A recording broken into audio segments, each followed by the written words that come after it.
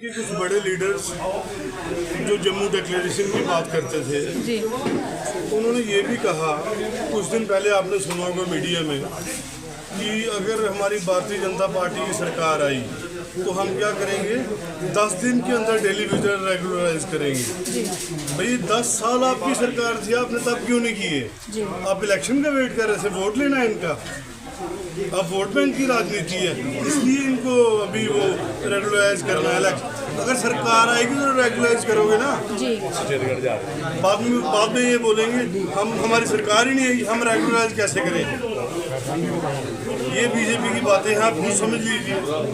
Sir अगर बात अनिया hospital की करें, पीएचसी की, सर वहाँ पे परसों इमरजेंसी डिलीवरी हुई थी, तो वहाँ पे कोई अपग्रेडिंग नहीं है, सिर्फ नॉर्मली एक इमरजेंसी हुआ था। एज एमएलए कमल अरोड़ा जी बिशना में, अरनिया में जो भी कर सकते थे, इन्होंने वहाँ 2 एक्स्ट्रा ओपीडी रूम्स अपने फंड से दिए। जो नए कमरे बने हैं वो इन्होंने बनवाए, वाइट वॉश हमने करवाया। बाकी उसके बाद जब से ये उतरे हैं, ना आपको कोई अरनिया की सड़क बनी हुई दिखेगी, ना आपको कोई ट्रांसफार्मर लगा हुआ दिखेगा। ये जीतराज जी लोकल हैं, इनसे पूछ लीजिए।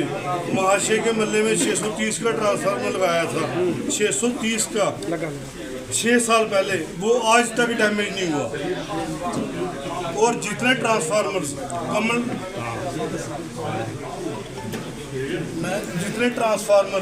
कमल अरोड़ा जी ने दिए, शायद ही JNK में किसी लीडर ने दिए हों। और ये बात ऑन रिकॉर्ड है, असेंबली के रिकॉर्ड में भी है, एक्शन साहब के दफ्तर में भी है, चीफ के दफ्तर में भी है। जो कमल अरोड़ा जी ने 2.5-3 साल में काम किया, ये ट्रांसफार्मर हमारे सोडा में दिए, 7 ट्रांसफार्मर। सर ट्रांसफार्मर भी हर जगह मिले हैं, कमरे भी मिले हैं, लेकिन अगर पीएचसी की मैं बात करूंगी, वहाँ पे सर एक भी वाटर कूलर नहीं है, पानी की बहुत ज़्यादा किल्लत है पीने के लिए भी।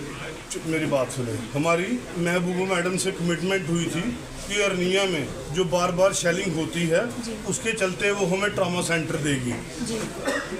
बदकिस्मती उसकी भी हमारी भी। ये बीजेपी वालों ने उसके साथ भी खेल खेला, हमारे साथ भी खेला, इन्होंने सरकार गिरा दी। जब उमर साहब ने पेशकश की, कांग्रेस ने पेशकश की कि हम सारे मिलकर सरकार बनाएंगे, तब गवर्नर साहब ने फ़ोन नहीं उठाया।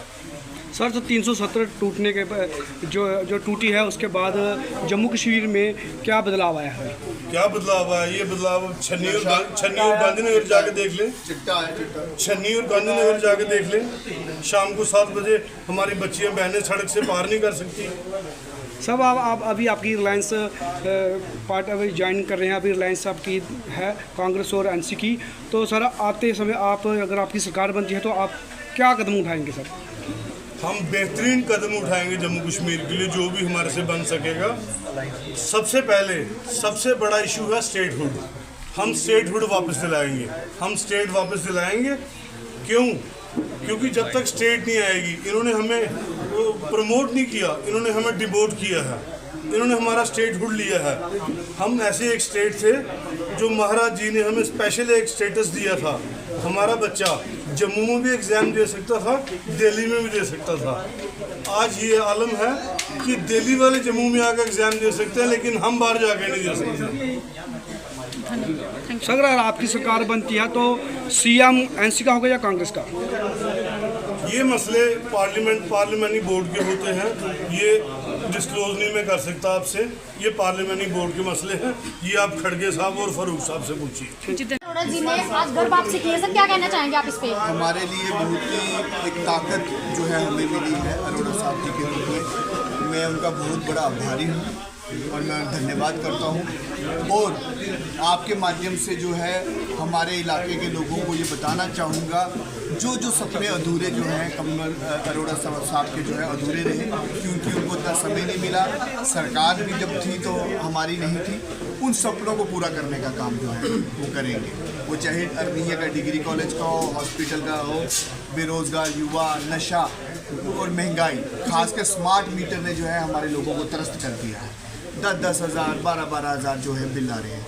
और मैं आपके माध्यम से भी सभी लोगों को ये बताना चाहूँगा, ये विचार की लड़ाई है, ये कोई दो पार्टियों की लड़ाई नहीं है। तभी आप लोग देखिए कि पहले केंद्र में भी इंडिया अलायंस इकट्ठा लड़ा और यहाँ पे भी हम इकट्ठे लड़ रहे हैं। जहाँ जहाँ पे एनसी का कैंडिडेट है वहाँ पे कांग्रेस पार्टी साथ दे के लड़वा रही है, और जहाँ जहाँ पे कांग्रेस पार्टी है वहाँ पे छाना बछाना एनसी कर। और वैसे भी अरोड़ा साहब के साथ हमारा कोई पार्टी का रिश्ता नहीं है। यहाँ पे जो भी आदमी यहाँ पे लोकल रहता है उनके साथ ऑलरेडी दिलों का रिश्ता है इनके साथ, तो हम बहुत आभारी हैं।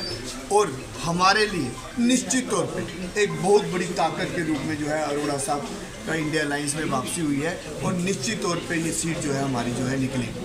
सर कहीं ना कहीं विरोध किया जा रहा है स्मार्ट मीटर का, लेकिन अगर अरनिया की बात करें, अरनिया बाजार के अंदर, मार्केट के अंदर लोहे के पोल लगे हैं, यहाँ पे कई हादसे हो चुके हैं और कईयों का भी वेट किया जा रहा है, शायद से वो उतारे ही नहीं जा रहे हैं। सर क्या किया जाएगा इनका? ये सरकार जो है सत्ता के नशे में चूर है। जिस प्रकार नशा कोई व्यक्ति करता है तो वो नशे का उसको ओवरडोज हो जाता है जी।